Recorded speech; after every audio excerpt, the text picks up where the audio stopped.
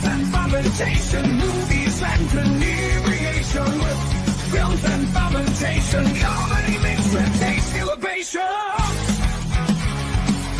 Films and fermentation with Leo, Catman, and Mike.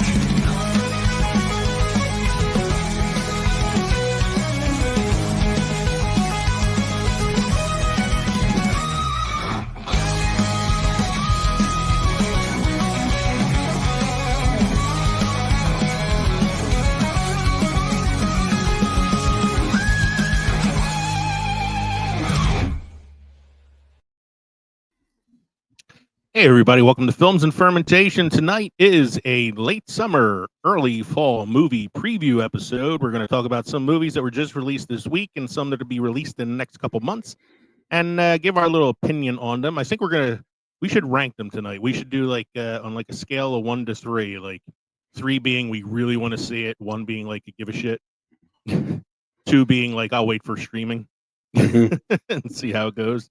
Okay. So tonight is episode 202. We're calling it Superman, Smurfs, and Sips, a boozy movie review, because we're all really excited for the Smurfs. That's right. We are Films and Fermentation, a movie and alcohol podcast, #1 pop culture podcast on Good Pods. I'm Leo. I'm Kevin. I'm Mike. We're 3 friends who like to talk shit about movies while getting shit-faced in this episode. Summer may be winding down, but Hollywood is still throwing blockbusters at us like it's trying to win a dodgeball tournament. In this episode, we preview the upcoming cinematic chaos from July through October. Everything from superheroes and capes to horror sequels that should probably call it quits. Grab your popcorn, pour yourself something fermented, because we're diving headfirst into a season of movie madness. Will Tron Ares light up the grid, or will the Smurfs be the blue wave no one asked for? Join us as we sip, snark, and speculate through the rest of 2025's theatrical lineup. Don't forget to drop us an email at filmsandfermentation@gmail.com or visit linktree.com/filmsandfermentation. Find all of our social media and podcast links. Become part of our Films and Fermentation family by watching us on the Pod Nation Media Network on Roku or joining our Substack newsletter. Hopefully everybody out there can't hear my cat throwing up on the floor next to me. I'm trying to concentrate and all I hear is like hairball sounds in the background. We are an independent podcast, which means we are listener supported. So please consider joining our Patreon for as little as $1 a month to receive members-only content. That's right. For a $1 donation, Kevin will paint you like one of his French girls. Go to patreon.com/films and fermentation or purchase our merchandise at teespring.com. You can now text us at 904-867-4466. Please remember to identify yourself so I can give you a proper shout out. Also, girls look like Sasquatch. I want to give a quick thanks to the KJ&A podcast, Kevin and Jason at KJ&A, who joined us last week for our Movies Where America Saves the World draft episode. We had a lot of fun. They sent us a message on X. We had such a fun time with Leo, Mike, and Kevman. It was informative and a blast. So, hope you check out that episode. It's officially our 6th highest, most downloaded episode on our list right now. Wow.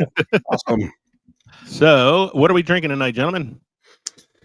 I'll go first. I don't think I've gone first in a while. What screams summer than anything in a red Solo cup? In this particular red Solo cup, this is margarita. Margarita on the rocks. Nice. Only to be followed, of course, with a Sam Adams Summer Ale. We're working through that variety pack. But I figured margaritas scream summertime, Yeah, they do. I haven't had a margarita in a while. I should have had one of those tonight. Mike, what do you got going on? I'm starting tonight off with a Mike's Hard Lemonade. There you go. Nothing wrong with that. And I am drinking something I haven't had in a while, but it's very tasty, so I'm glad I decided to go with this tonight. Jungle Juice. It is, yeah, right. It is a Jack Daniel's Cherry Coca-Cola. So it's already pre-mixed in the can. It is 7% alcohol by volume. It's very tasty. I'm drinking it on the rocks because I like it to stay cold, so I have it in my Cheers mug. Is that and when I finish that, Is that a Cuba Libre? No, because that would have been rum. Not okay. Yeah, My bad. No, this is just a Jack and Coke, but it's cherry Coke, so it's got the little cherry flavor to it. Mhm. And when I finish this can, I have a second can of 7% alcohol by volume Jack cherry Coke. So that's what we're drinking tonight. Mike, what's going on this week? Wait, I gotta hold up. New computer. Here we go. This week in film history with Mike.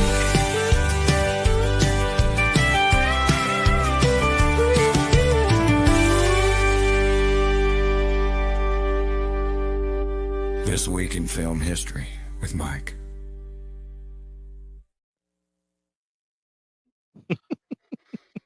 In 1923, the Hollywood sign was officially dedicated in the hills above Hollywood, Los Angeles. It originally read Hollywoodland, but the last four letters were dropped after renovations in 1949. Yes. I haven't read your facts beforehand, so I don't know what we got going on here tonight. So I'll do my best to add a little to something to each of them. Before the first one, Hollywoodland, there's actually a really good, pretty good movie that came out back in the early 2000s called Hollywoodland. And it's about the death of George Reeves, who was the original Superman on the serialized TV show. That was more like a detective movie, wasn't it? Mm-hmm. Yeah, it was Adrian Brody was the detective investigating George Reeves' death, and Ben Affleck actually played George Reeves as Superman. Yeah. It was one of his better roles. It was a really good movie. Very noir. Very noirish, yes. Next one, sir. 1977, The Spy Who Loved Me, 10th James Bond film starring Roger Moore and Barbara Bach, premieres in London. Okay. All I can say about that one is it came out the year I was born. This one's for you, Lee. Yeah, I can say a lot about this one.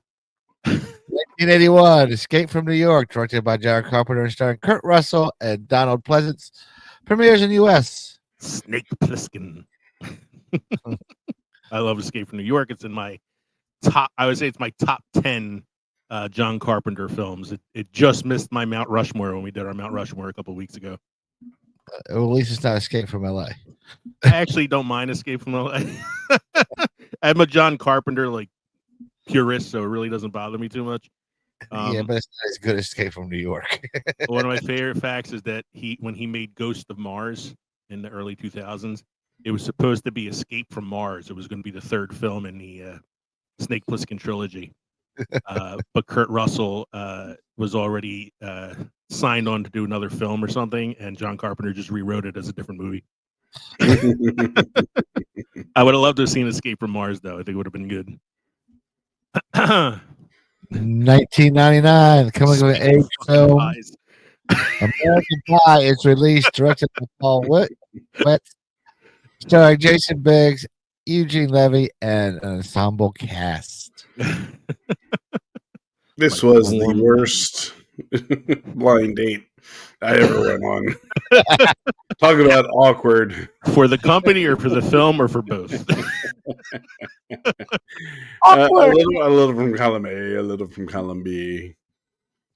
That's one of my favorite stories to tell is seeing this in the theater at the United Artists in South Philadelphia, which was kind of a shithole of a theater. And as we were watching the movie, we got to the part where she says, this one time at band camp, I stuck a flute. And right before she told us where the flute went, the fire alarm went off. So the screen went black and we had to evacuate the theater. It turned out there was a fire in the popcorn machine, so they eventually let us back into the theater. And when they restarted the film, we thought that they had restarted it after that scene. And a bunch of people in the theater started screaming up at the projection room for the guy to rewind it. And the guy in the projection room was like, "It doesn't work that way." I can't rewind them anymore. But this is back when he actually had a projector too, like not a digital film. And the guy was like, and people are like getting all upset. And then it happened to be that he had actually did start it a little bit before that, so we got to hear the scene. So everybody was fine after that. He just had to know where that flute went. When everybody was evacuating the building, did you see a little nun priest sitting by the popcorn maker just going, Yeah. I have saved all your souls. That was the third time I had to evacuate the theater for a fire in the popcorn machine. It happened during Basic Instinct, American Pie, and Red Dragon. All right, next one you got there, Mike. 2005 Marvel superhero film The Fantastic Four, starring Ian Grufford, Jessica Alba, Chris Evans, and Michael Chiklis, premieres. Oh, they just lost somebody too, didn't they? They lost the guy that was Dr. Doom. Yeah. Dr. Doom. Yeah. Yeah, the actor played Dr. Doom. He was young. He was like 53, 54, something like that. Mm-hmm. It was, I want to say it was He was on Nip Tuck, I want to say. Yeah, he was on Nip Tuck. He was on a couple shows on FX. I can't remember the actor's I'm name. trying not to. Yeah, exactly. I don't want to be disrespectful, but I can't remember his name. I can look it up. Julian, was it Julian something? Yeah, I'm looking it up now. Oh, what is your opinion of that original Fantastic Four film? Not bad. It wasn't bad. It was a pretty good origin story. Mm-hmm. Yeah. At a time where Julian McMahon was the actor's name. There you go. Yeah. When Spider-Man was like, coming back and getting people ready for superhero movies again. This did an okay job of kind of like keeping step, I thought it was okay when I saw it in the theater the first time. I wasn't a big fan of Jessica Alba as the Invisible Woman. But the rest of the cast I thought was pretty good for. Yeah, I loved Mike Chiklis as the Thing. I thought he was great. Yeah, I really enjoyed Chris Evans as Human Torch, Johnny Storm. Yeah, but she was just somebody like I think she was like so popular at the time. It was like let's just get Jessica Alba in the film, but there were other actresses I thought would have been better. Yeah, like Sarah Michelle Gellar. Mike's interest has got peaked. All right, what's the next one you got there, sir? 2007 Harry Potter and the Order of Phoenix, the fifth film based on the books by J.K. Rowling, is released. Yep. Longest book, shortest film. The film I hated the most. I know you didn't like it because it's cut a lot of stuff out. Well, maybe if the HBO series lasts long enough, you'll eventually get to see the actual Order of the Phoenix. Kevin, here's for you. 2010 Inception, directed by Christopher Nolan and starring Leonardo DiCaprio and Joseph Gordon-Levitt, premieres in London. I enjoy this movie. It's fun. Yeah, this is like before I kind of knew who Chris Nolan was. Mm-hmm. It was like after this, I was like, all right, this is somebody I got to like really watch, and that's when I kind of like went back and watched what's it? Memento, and I think this is after Dark Knight, so he was kind of already like on the rise at this point. Mm-hmm. No, I like Inception a lot. Yeah. Next one, sir. And 2011 Harry Potter and the Deathly Hallows Part 2, the last Harry Potter film, premieres in London. Yeah. The end of the series. It ended everything. Always. Always. That's all I got to say about that. All right. This is for both of you boys. 2017 Dunkirk, film directed by Christopher Nolan, with an ensemble cast including Mark Rylance and Tom Hardy, premieres in London, England. Yeah, I love Dunkirk. Was Cillian Murphy in this one as well? I believe so. I think just about everybody who was like a Nolan like faithful was in this. So like Tom Hardy's in it, but you don't really see his face much, but he's in it. He's a pilot, yeah. He's a pilot. I think Cillian Murphy's got a brief role in it. Kenneth Branagh's in it. He was in Oppenheimer and a couple other films. Michael Caine has a voiceover. Yeah. As the commander of the Air Force. Like it's a lot of his players, but I love Dunkirk, man. It's such a masterful telling of a World War II story that not many people know about. Mm-hmm. Speaking of World War II. In 2023, fantasy comedy film Barbie, starring Margot Robbie and Ryan Gosling, directed by Greta Gerwig, premieres at the Shrine Auditorium in Los Angeles. I'm just Ken. Anywhere else I'd be a 10. I think that song should go up against Am I a Man or Am I a Muppet? because they both kind of deal with identity crisis. Mm-hmm. Three-way battle between I'm Just Ken, Man or Muppet, and Blame Canada.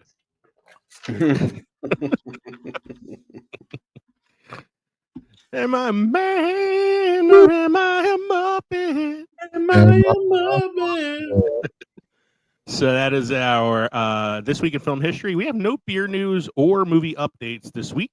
Everyone's on vacation, reporters and brewers alike. Movie updates is pretty much our main segment tonight, so it's going to be a shorter episode compared to some of our last episodes that have been pretty long. So we're going to go right to Mike's must-try beer craft destination this evening. I got a must-try beer. This is Alaskan Amber from the United States. First brewed in 1986 as a 5.3% alcohol by volume. Alaskan Amber pours a brilliant copper hue crowded with a thick, persistent white head. The aroma leans malt forward, offering notes of toasted grain and whisper of ripe fruit. On the palate, it reveals a medium body with flavors of biscuit and caramel layered in gentle balance. The finish is dry, clean, and quietly satisfying, making it deceptively subtle beer that tends to disappear faster than expected. I wanted to go to Alaska, and not just for the beer. I think there's a lot in Alaska I'd enjoy seeing, but I think their beer would also probably be very, very enjoyable. I just had lunch on Monday with one of my friends from school who just got back from an Alaskan cruise.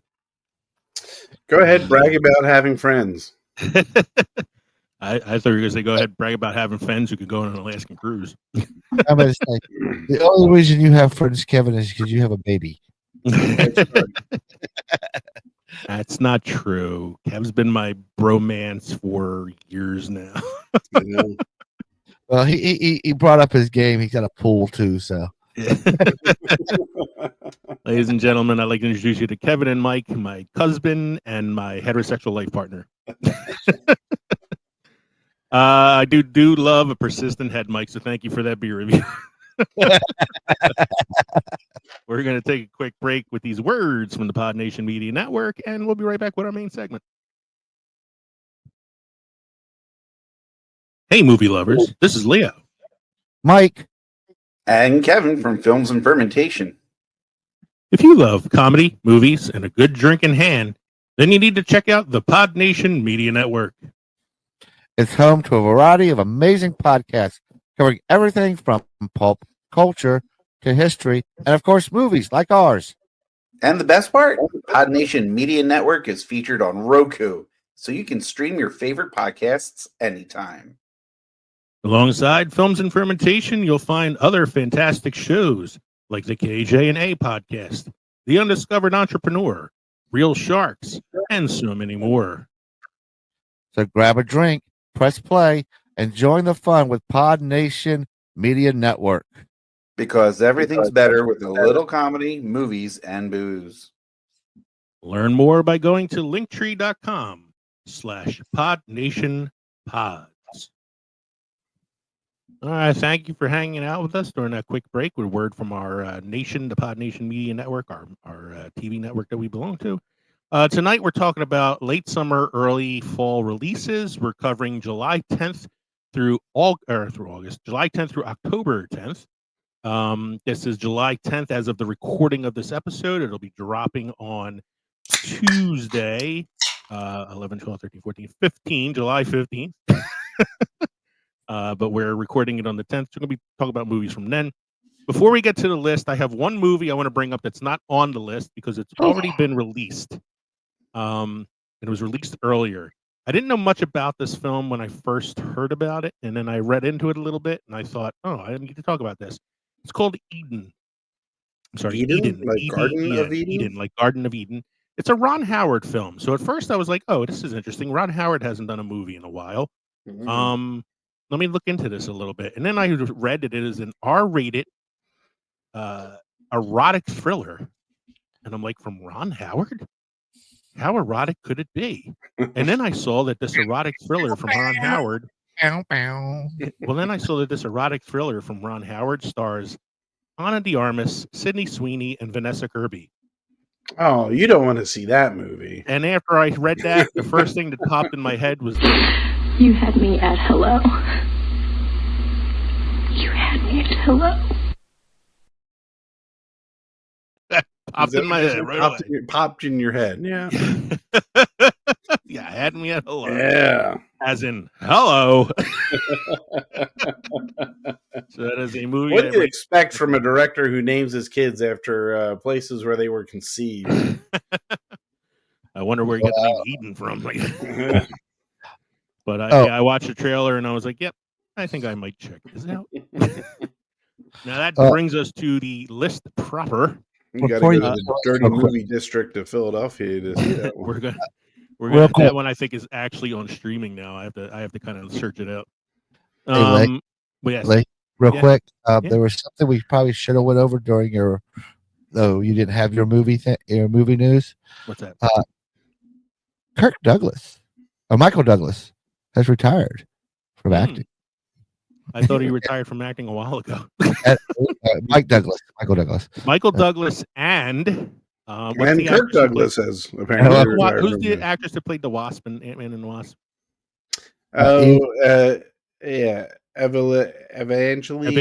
Evangeline Lilly. Yeah. The two of them, Evangeline Lilly and Michael Douglas, both retired from acting following Quantumania. Wow. So yes, you're telling me that, but I saw that the other day. But it had both actors on there. It had him. And I didn't see her from acting. Saw his because he was like 80 years old.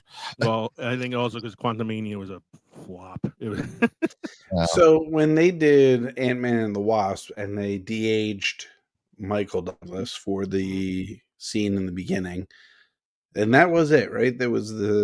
It wasn't Ant-Man, it was Ant-Man and the Wasp, but they de-aged him, the whole thing, or was that the first one? It was the second movie. Okay. Yeah, it was Ant-Man and the Wasp. Look, man, they did a great job with de-aging him. Oh, yeah. And it was one of the better de-aging effects that I've seen. Yeah, yeah. I'm looking it was better than the De Niro de-aging. Pulled a lot of this from Wall Street, you know?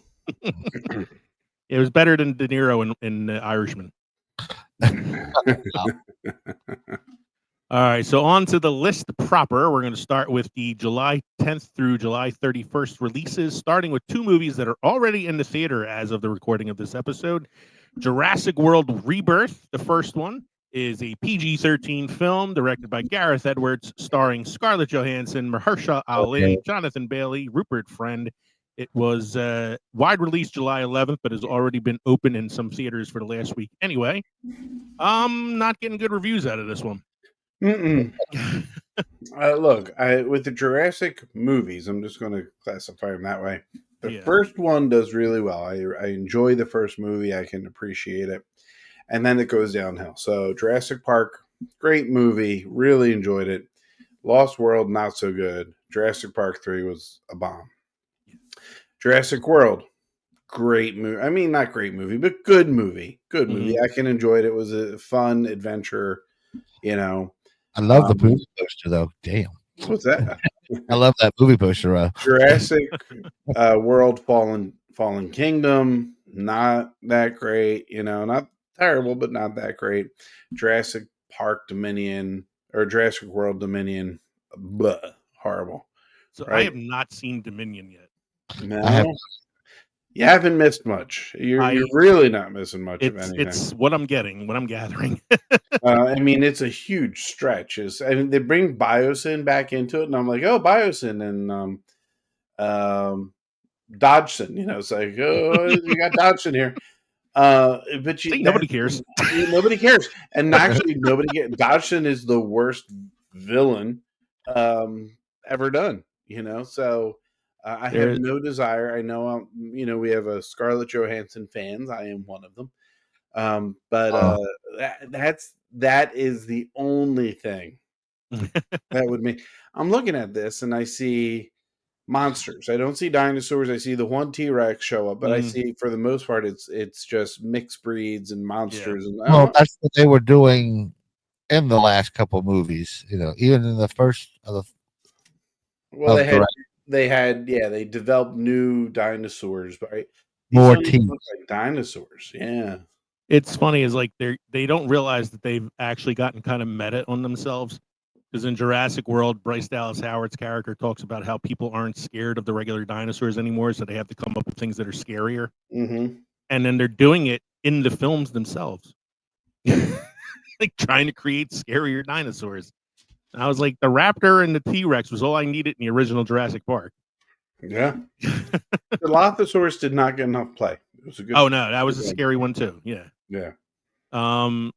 There's a movie reviewer I watch on YouTube all the time. He's called The Critical Drinker, Mhm. and he did a review of Jurassic World recently, and he called it Jurassic. He kept calling it Jurassic World Afterbirth. So yeah, I think on a scale of 1 to 3, 1 being don't care, 2 being wait for streaming, or 3 being can't wait to get to the theater to see this. I'll probably give it a 2. I'll probably give it a 2. This is I'm happy Peacock is free for Xfinity. Yeah. That's about it. Yeah, I'm going to say 2, a loose 2, because I still have to see Dominion. So well, it's a 2 just because. Scarlett Johansson. Yeah, that's why. Is that 1, 2? Yeah. For those of you who don't watch us on YouTube, you might want to check it out. The next one we got here is Superman, also PG-13, directed by James Gunn. I hear a lot of people online calling this Guardians of the DCU. Starring David Cornsweet, Rachel Brosnahan, and Nicholas Hoult. Et al. There's a large ensemble cast in this film, including Nathan Fillion and Isabella Merced and a bunch of other actors. It's got its wide release today, or it's got its opening release today, wide release tomorrow. There's already 30-second spoiler clips on TikTok because people just can't wait to ruin it for others. So if you don't want to go to the theater to watch it, just get a TikTok account and you can watch it in 30-second increments. Mike's not interested. No, not really, because it's James Gunn again. Is it going to be dark like the last one? The last couple of them. So. Well, no, I mean James Gunn is Guardians of the Galaxy. Yeah. Oh yeah. Zack Suicide Snyder Squad was the dark one. James Gunn was levity. He was a little lighter. I mean, you look at the Guardians movies and they're funny. I mean, from the 30-second clips that I watched today, unexpectedly, it does look like it has that sort of Guardians of the Galaxy feel to it. Well, my thing about the DCU is they're doing what Marvel did back when Marvel was crashing a lot. They keep rebooting. They need to do what MCU did this last time: is go away from their main characters and do a different movie. I kind of feel like they're trying a little bit with James, they did Suicide Squad first. The Gods and Monsters, or this phase is called Gods and Monsters, isn't it? Yeah. I mean, he's got the cartoon series, which is now on HBO Max. That was actually really good. Creature Commandos is a really good series. The Peacemaker, the TV series, which was really good. The Suicide Squad film that James Gunn did was really good. Squad, yeah. Yeah, but I think I would have gone, instead of making a Superman movie again, grab Nightwing. He's connected, but he's not in your face like all the main ones. Didn't they do a Nightwing television series? Wasn't there a Nightwing TV series that came out? Titans was like an adult version of Teen Titans. Yeah. I mean, look, I want the DCU to be as successful as the MCU, and I know you have to. I mean, to get that way, you have to use the characters that the DC universe has the most attraction with. Batman, Superman, Wonder Woman. If he needs to clean the slate and start going in a new direction, then that's what he needs to do. I liked Henry Cavill. I liked Gal Gadot as Wonder Woman. I thought that they had a good start. I just think they tried too much too quick And They were and they playing didn't have catch a up to plan. Marvel. Exactly. They were really playing catch up, and it was just they should have done the Marvel model and not tried to get where Marvel was at the time. Right. Right, like I But said, in James Gunn, I trust. So We'll see. I mean, not saying that Iron Man is a secondary character, but he's not like the most popular one out there. no, I mean, no. it But kinda they is had. now, I mean, but- Spider-Man was. Yeah, but before that, Spider-Man was X-Men. the X-Men, you Yeah. know, and those had their run. They had their runs, you know, and Yeah, they did really well. They did really well box office wise. You don't like the stories, and I get that because you're a purist. That's understandable. But box office wise, X-Men did really well with X-Men and X2. Spider-Man 1, Spider-Man 2. We were just talking earlier about the Fantastic Four. First one did great, second one not so much. So, you know, but they did. But what I'm saying is, DCU is still doing what Spider-Man has been doing for years. Make a couple movies, let's start over and start again with well, the same. would you rather them do Elastic Man? And I know you said Nightwing and, you know, Elastic Hawkman, Man. and they tried with Green Arrow, not Green Arrow. I'm sorry. I think they Green should have Lantern. started with a Martian Manhunter film. Mm. Good help. I mean, they have plenty of characters they can go with. I know with this new Superman film, they announced that Millie Alcock from House of the Dragon is going to be playing Supergirl. And in one of the clips I inadvertently seen today, I got to see her as Supergirl for the first time. And she looks amazing. She reminds me of the Helen Slater Supergirl from the early 80s. Oh, You know, very, very sort of similar look. right. So I'm kind of excited. I this is a 3 for me. I want to go to the theater and see Superman. I know it's a 2 for Mike. Me too. I may do this with. I may see if my father wants to go with me, and It was just a babysitter for Nolan. it's like I did with Iron Man. I didn't go see that in the theater. I waited till it came out until I waited to see. Yeah. I've been disappointed by so many superhero movies before, and now I've been disappointed by so many DCU movies before. Thinking about it now, though, do you wish you had seen it in theaters? No, I was. No, fine you with were still content with having seen it on the small screen. Okay. No, I've seen many others since then on the big screen. Right. Okay. All right, let's blow through the rest of July here. Next one is a movie called Eddington by Ari Aster, which stars Joaquin Phoenix, Pedro Pascal, who is quickly becoming the Rock lately, as he's in 85% of all movies that are being made right now. Yeah. Luke Grimes, Deidre O'Connell, which is being released in mid-July. I've seen a trailer for this. It looks interesting. It's sort of a cowboy noir film about 2 friends in a small southern town who are kind of at odds with each other. Joaquin Phoenix is the sheriff of the town.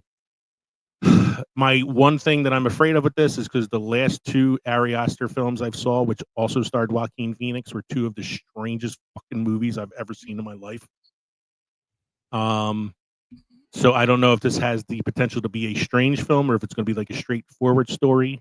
So I don't know. Then there's the reboot of I Know What You Did Last Summer, called I Know What You Did Last Summer. Directed by Jennifer Cadian Robinson, starring Madeline Klein, Chase Wonders, Jonah Howard King, and Tariq Withers, with a cameo appearance by Jennifer Love Hewitt from the original film. Wide release in July. Anybody care about I Know What You Did Last Summer reboot? Nope. So That's a 1 for me.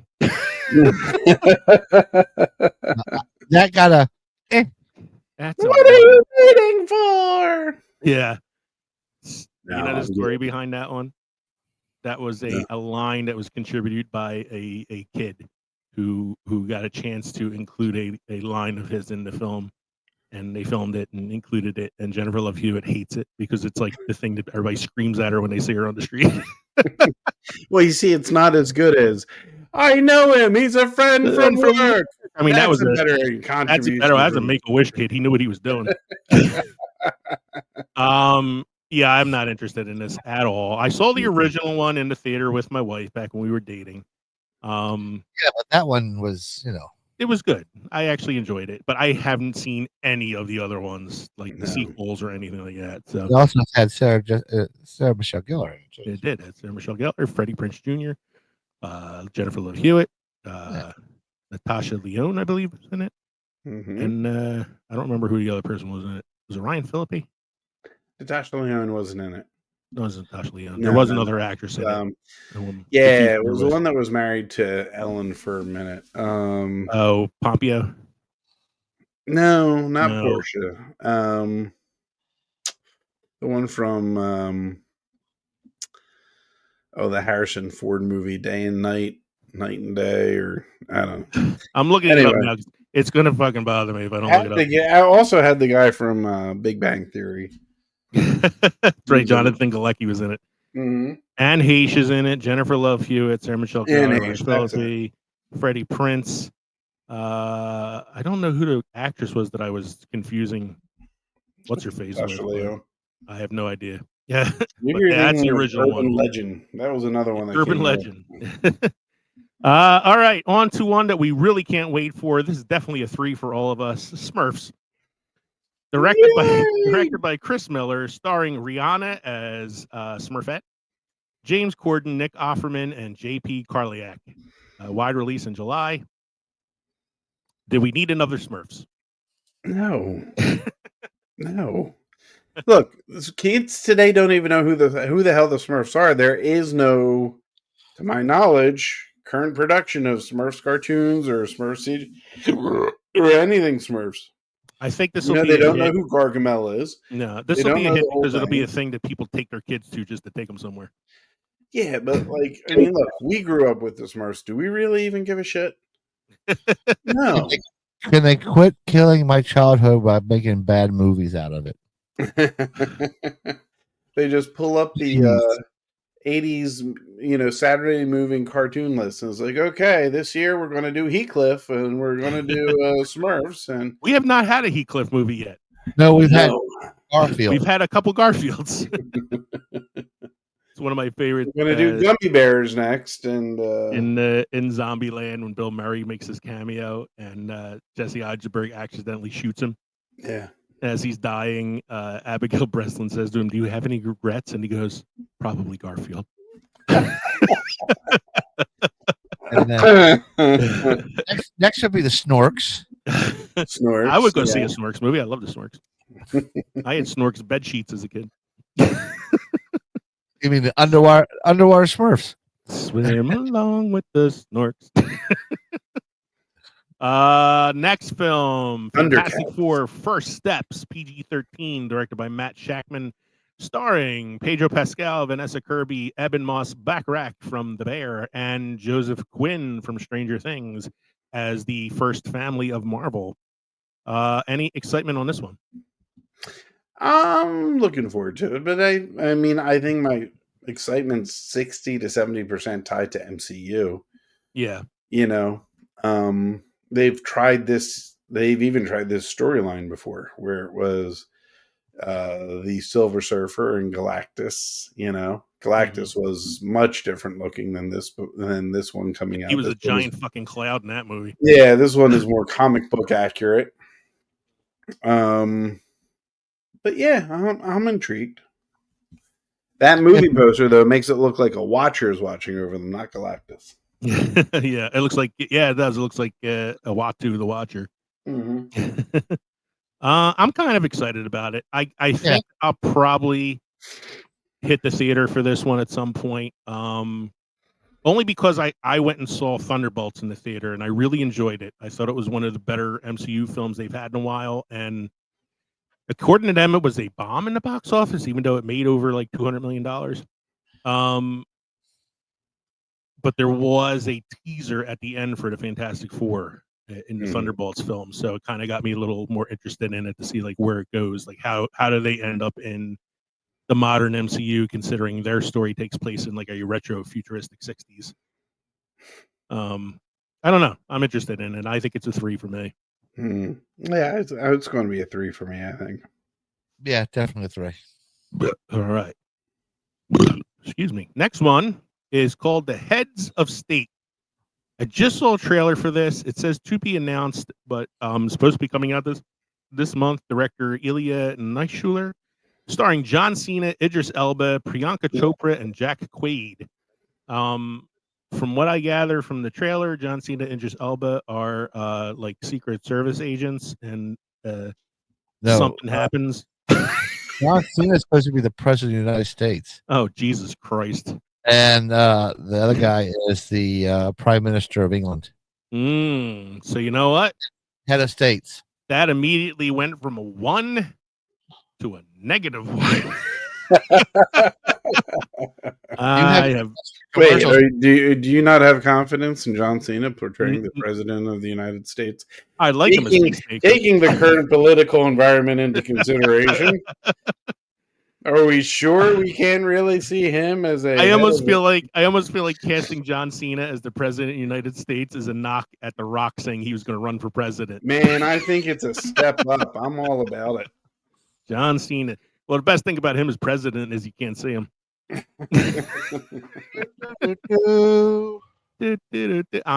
a 1. That I have zero interest in that film. Either of you interested in going to the theater to see Heads of State? No, I'll see it when it comes on. See it when it comes on TV. All right. I'll wait till it comes out to the streaming services with the commercials in it. So when it gets on Tubi. One that I was not too sure of until I saw the trailer, which is coming out on August 1st, is the Naked Gun reboot with Liam Neeson as Frank Drebin Jr. There's the poster. Liam Neeson and Pamela Anderson, who's been kind of making a comeback lately. She was a Golden Globe nominee for a movie she was in last year. Look Out Crime. He's fully armed. I saw the trailer and I was like, it has the spirit of the original Naked Gun film. That sort of like irreverent comedy. The clueless guy who just kind of falls into success. Here's what I'm hoping, that Liam Neeson can adjust his face for the comedic moments, if you know what I mean. Because Leslie Nielsen, he could play the straight face. He could, he never really was gritty. He was just straight with his delivery. But at certain scenes, his face could definitely emote surprise or whatever was going on. And I don't think I've ever seen that from Leslie Nielsen. Leslie Neeson. Liam Neeson is beneath. That's all, folks. It's directed by Akiva Schaffer, who is a comedy writer. And it's also produced by Seth MacFarlane, who has worked with Liam Neeson in comedy already as a guest star on Family Guy and in A Million Ways to Die in the West. So I know Liam Neeson has the comedy in him. So I'm hoping it comes across in this film. I'm excited though. I kind of want to go to the theater to see this one. So this is a tentative 3 for me. I feel like I need to watch the trailer a couple more times and see if I really definitely wanted to say it. I do love the scene in the trailer though, where they're kneeling down in front of the pictures of their dads, and it's him kneeling down in front of Frank Drebin and his partner kneeling down in front of the other guy's picture, and then they go down the line, and then it's like the picture of OJ, and they cut to the black guy kneeling in front of it, and he's like shaking his head. So I kind of want to see this one. I'm going with a week 2. A week 2, like a maybe watch it when it comes out. Yeah. I'd say a 3. I'm in comedy mood. Yeah, as I said, a low 3, but it's a 3. Tentative 3, 2.5. If I got nothing better to do that week, I might go to the theater and see Naked Gun. Coming out August 8th is a movie that I am really excited for. It's called Weapons. It's an R-rated horror film by Zach Krieger, starring Josh Brolin, Julia Gardner, Alden Ehrenreich, and Benedict Wong. The reason I'm excited about this is it's the sophomore film from Zach Krieger. His debut film was a horror film that came out in 2022 called Barbarian. And it was one of the scariest, most original horror films I've seen in a long time. and a really, really excellent debut film. So I watched the trailer for this a couple times. It has a really creepy, atmospheric trailer. Josh Brolin looks like he's going to be really amazing in this film. There's not much about the plot right now because they're trying to like kind of keep it under wraps for the release. His first film had a major twist in it, so I think that's why they're kind of trying to keep a little bit of the plot under wraps. Again, I'm not sure if I will go to the theater to see this because I'm not big on watching horror films in the theater. I like watching those in the comfort of my own home. So I may go to the theater for this. So this is probably like a 2.5 for me because I'm like on the fence as to whether I want to watch it in the theater or wait for it to come out. I know nothing of the movie. It's a 1 until I at least see a trailer. Yeah, check out the trailer for it. It looks really creepy. It looks really good. I'm a big poor guy anyway, so yeah, it's called Weapons. It's kind of like more like a it looks more like a sort of psychological horror than like a gore kind of jump in your face kind of horror. August 8th, Freakier Friday, the long-awaited sequel to Freaky Friday with Lindsay Lohan and Jamie Lee Curtis.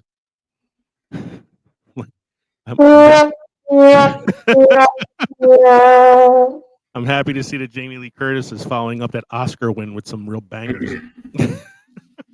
She's got to help her girl Lindsay Lohan get some money. This and Borderlands were her follow-up. Yeah. No, I don't even think I saw the first one, to be honest with you. I may have. I have no idea. I know it's a body switch kind of thing. They did the same thing with Matthew Perry and that kid from High School Musical, and it's been done. Freaky Friday is actually a remake. A remake. Yeah. Of a Disney film from the 70s. So yeah. So, isn't it the same actress from Parent Trap? Haley Mills? Mills. That did the and Haley Mills? Or was it? I don't remember. No, Lindsay Lohan was the same actress from the Parent Trap. No, I know that. I thought the Freaky Friday might have been like the same. It was Jodie Foster was in the original Freaky Friday. Yeah, and it was. This concept has just been overdone. There was a movie in the 80s where a man and a woman swap bodies. And I think that was Kirstie Alley or we did it on our Twin Films episode where we were talking in like I think it was like 85 or 86. There were 5 body switch movies in the same year. So it's an overdone thing. August 15th is a film from Celine Song starring Dakota Johnson, Chris Evans, and Pedro Pascal again. That man's making called The Materialists. I saw the trailer for it. It's a 1.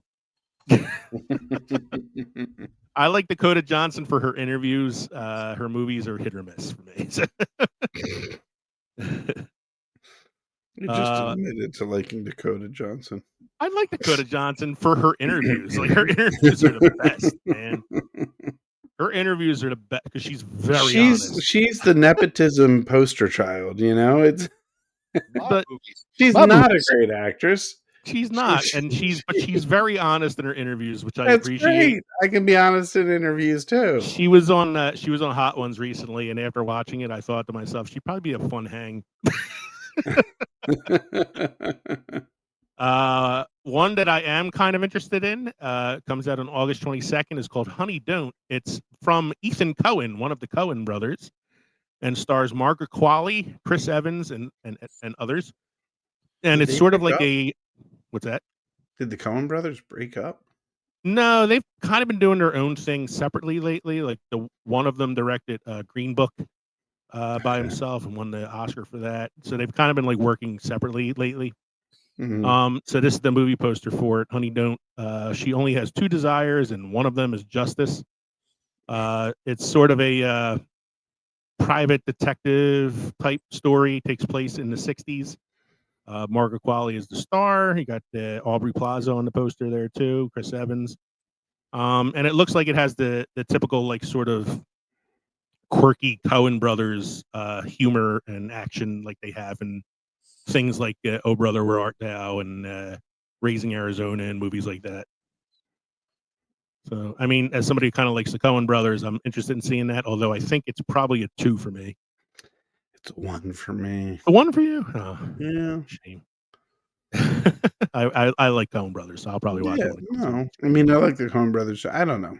Yeah. Maybe a 2. Yeah, maybe Maybe a a 2. 2. Maybe a 2. Oh, I like yes. Margaret Qualley. Like, you're talking about nepotism. Like, she's a nepo baby. She's Andy McDowell's daughter, but I actually think she's a better actress than Andy McDowell. So, going to September now, early September release. Kev, I think you might be interested in this one. It's called Life of Chuck. Stars Tom Hiddleston, Chiwetel Ejiofor, Karen Gillan, and Mia Sara. And the reason I say you might be interested in it is because it's directed by Mike Flanagan. Yeah. And it doesn't look like a horror. We get to branch out, see his chops and something else. Yeah, I'd like to see this. Especially like a feature film too, like not even it actually looks like it had a release already in 2024, like a what do you call release, like a limited theater, like a film festival limited theater release. Like it has a wide release. Yeah. Having like a wide release in September. Here's the poster for it. Tom Hiddleston says, absolute masterpiece, emotional epic, truly profound and magical, the best Stephen King film ever made. I didn't realize it was a Stephen King story. I was more excited by the fact that it starred Tom Hiddleston and Karen Gillan in something other than an MCU project. I'm shocked they brought back Mia Sara. I know. I'm looking forward to seeing where she's at. Yeah, I mean she's in her 60s now, but still looks pretty good. Mm-hmm. And I was just more excited when I saw Mike Flanagan's name on it. I was like, this is interesting. Because it doesn't look anything like House of Usher or Haunted Hill or any of those shows, Midnight Mass. Right. It looks like a straight up, like, sort of dramatic life story kind of film. Yeah, so that's see this. That's a tentative 3 for me. I'm not sure if that's theater or streaming, but I'm definitely going to say it. Strangers Chapter 2. That's a 1. Is a huh? I like Strangers, the first film, The Strangers. It's a horror film. It's got it's Liv Tyler stars in it. Very creepy film about this couple alone in this cabin for the weekend, and a group of strangers in masks show up and like torture them for 2 hours. And it has one of the what's that? That's what happens in a cabin in the woods. Yeah, and it has one of the creepiest lines in a horror movie of all time, where at the end Liv Tyler says to them, why are you doing this? And the one stranger says, because you were home. I mean, it's fucking scary. Yeah. As far as a sequel, not necessary. That takes us to the early September release of Downton Abbey 3. The last film to star Maggie Smith. I didn't know there was a Downton Abbey 1 and 2. I knew there was a series. I didn't realize there was a movie. Having never watched the series, I'm probably not going to watch the movie. Look, I caught the series. I'm going to give this a 2. I've caught the series. It's intriguing. I know it's one of Happy Hogan's favorite series. Yeah. I don't think I have a desire to not to go see it, but no. Early September as well, starring Vera Farmiga and Patrick Wilson. Conjuring: The Last Rites. How many goddamn Conjuring movies can they make? Didn't they kill that Annabelle doll yet? I mean, it says Last Rites. I'm assuming it's supposed to be the last film, but I doubt it since, Last Crusade said that too. Let's see. Well, also said that in Friday the 13th when it was like Jason's, the death of Jason or some shit like that, and he still comes back. All right. Hey, I need to take 5 real quick. All right, cool. Now we're going to blow through October here. We only have a little less than 2 weeks of movies to look at for the early fall. October 3rd is an interesting film that I saw a trailer for recently, and I was like, holy shit, The Rock is trying to act. It's called The Smashing Machine, directed by Benny Safdie, who did Uncut Gems. It stars Dwayne Johnson, Emily Blunt, Ryan Bader, and Bas Rutten. It's a true story, based on a true story. The Rock so is Walking Tall. What's that? So is Walking Tall. So is Walking Tall. This is like an actual true story. So the Smashing Machine is the story of mixed martial artist and UFC champion Mark Carr. It talks about his career as a UFC fighter, his addiction to pain pills, how his career was almost destroyed by it. There's a picture of The Rock in the movie poster there. And having watched the trailer for it, I was like, wow, it's The Rock acting. Like it's not a character written to be The Rock. It's The Rock playing a character. Wow. It looks really good. I mean, I'm probably gonna wait for it to come out on John Batiste move. Am I saying Dave Batiste move? Yeah, Dave Batiste move with what was that one he did? The one, the M. Night Shyamalan one. You were like, wow. Oh, Knock at the Cabin. Yeah, he's done a few where I was like, wow, Dave Batiste can act, like Dune and Blade Runner. Yeah. But this is the first time in a while where I've seen The Rock in something where I was like, wow, The Rock trying to be an actor here. And from all the stuff I'm seeing in the trailer, it looks intense. It looks pretty serious. Emily Blunt's in it. Emily Blunt is great and everything. So it looked pretty good. I don't know if it's one I'll see in the theater. It's probably more of a streaming thing for me. But it's definitely one I kind of want to check out because it does look pretty like a pretty different role for him. October 3rd is another film, and Kevin and I were talking during a little break about this. We thought Daniel Day-Lewis retired. He did retire, but he came out of retirement briefly for this film coming out on October 3rd called Anemone. Stars Daniel Day-Lewis, Sean Bean, Samuel Bottomley, and Sophia Oakley-Green. And the reason he came out of retirement for this film is because it is written and directed by his son, Ronan Day-Lewis. Oh, okay. So he came out of retirement briefly as a favor to his son for this movie called Anemone. If I watch it at all, it will be on streaming. I'm probably not going to watch that. Yeah. The only movie I haven't seen yet in the theater that I really want to kind of see, but at this point, I'm probably going to wait for it to come out on streaming, is the Phoenician Scheme, the latest Wes Anderson film. Oh, right. I wanted to see it in the theater. I just haven't gotten a chance to go there, so probably I'll end up waiting for that to come out. I mean, if I can find out if Sean Bean dies in the movie, I may see it in the theater. But if he ends up living, I may end up just waiting for it to stream. Yeah. The last one I have here for... If he dies in that one, do we have to go back and redo our brackets again? Yeah, I think we might have to anyway. We should do the Danny Trejo bracket. He's died in 87 films. The last one we have here, October 10th, is Tron Ares, directed by Joaquin Roning, starring Jared Leto, Greta Lee, Evan Peters, and Hassan Minaj. I love Tron. Mm-hmm. Tron Legacy wasn't that bad. Mm-hmm. I was like, oh, this could be interesting. And then I saw it was starring Jared Leto, and I was like, one. He went. But it's also got Evan Peters. We like Evan Peters. I do like Evan Peters, but the trailer has it that they're bringing the game to the real world. And wasn't that what Clue was trying to do in Tron Legacy anyway? Was to come into the real world? It's more fun in the game. It doesn't have, why does everything have to come to the real world? Why is it going to start Jared Leto? To get into the mindset for his character in this, I heard he started just sending NES games to his co-actors, and they had to blow. He was going into it to, you know. He was creating fake accounts on X and trolling his co-stars. Yeah, that's right. The last one I have here is it's not coming out in early fall or summer or whatever. It's coming out a little later next year. But I wanted to mention it because I saw the trailer the other day. It's The Running Man with Glenn Powell starring in the film.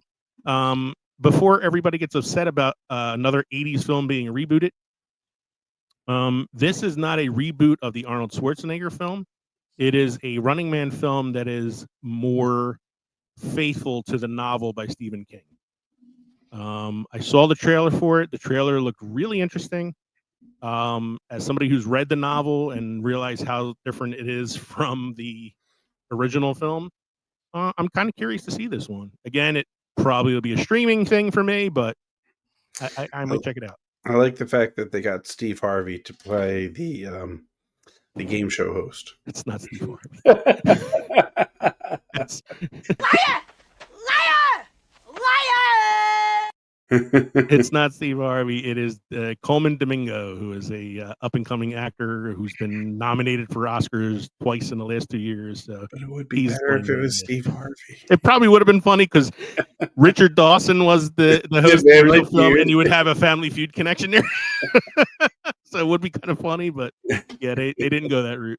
I'm kind of interested in that film. So anyway, that is the movie releases for early or for late summer, early fall.